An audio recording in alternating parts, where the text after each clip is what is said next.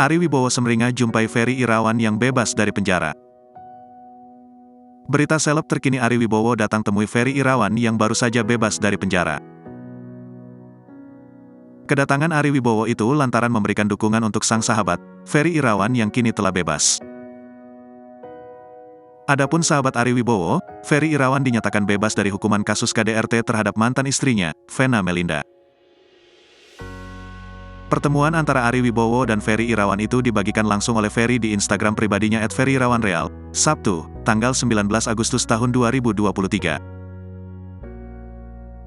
Kedua aktor tersebut terlihat berfoto bersama. Dalam foto yang diunggah Ferry itu, terlihat juga ibunda Ferry Haryati yang ikut berfoto bersama Ari Wibowo.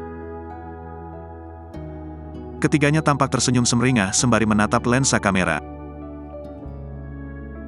After all these years, our friendship will never end. Setelah bertahun-tahun, persahabatan kita tidak akan pernah berakhir, tulis Ferry Irawan dalam keterangan unggahannya. Selama bersahabat Ari Wibowo dan Ferry Irawan saling memberikan dukungan satu sama lain.